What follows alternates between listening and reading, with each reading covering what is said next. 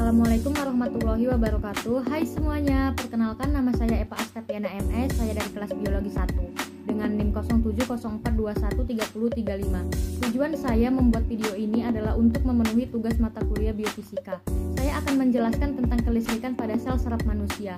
Sel saraf atau neuron adalah unit kerja sistem saraf pusat terdiri dari 12 nervus kranial, semua nervus spinal dan cabangnya. Fungsinya sebagai penghantar informasi berupa rangsangan atau impuls. Dengan adanya sel-sel saraf ini, baik organ maupun sistem gerak bisa memberikan respon sebagaimana mestinya. Selain pada kabel, ternyata tubuh kita juga dialiri oleh arus listrik loh, khususnya pada syaraf, yaitu dengan adanya impuls listrik. Bidang yang khusus mempelajari tentang aliran impuls listrik pada manusia disebut biolistrik. Tegangan pada tubuh berbeda dengan tegangan listrik pada umumnya.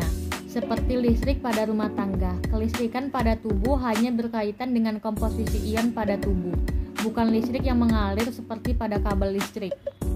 Lalu, bagaimana dengan cara sel saraf menghantarkan impuls listrik?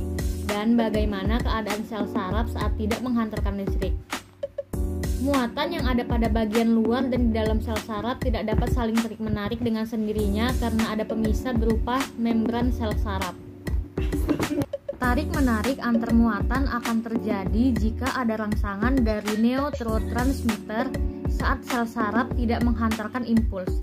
Muatan positif Na positif melingkupi bagian luar membran sel. Pada kondisi tersebut, membran sel saraf bagian luar bermuatan listrik positif, sedangkan membran sel bagian dalam listrik bermuatan negatif.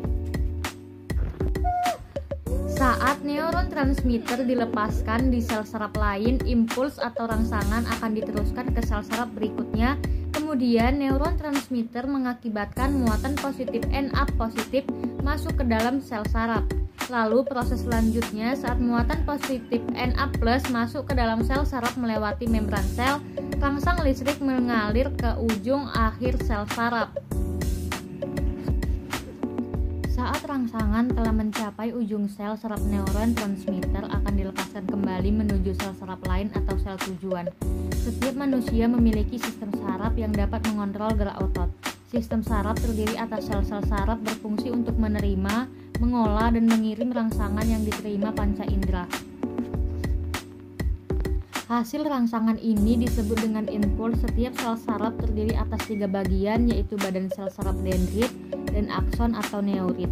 Selain ketiga bagian tersebut, pada sel saraf juga terdapat bagian tambahan berupa selubung mielin. Mielin bukan merupakan bagian sel saraf tetapi terdiri dari sel pembentuk mielin yang berfungsi menyelubungi akson.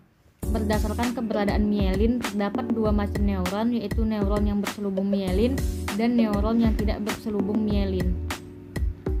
Itu tadi penjelasan mengenai kelistrikan pada sel saraf manusia.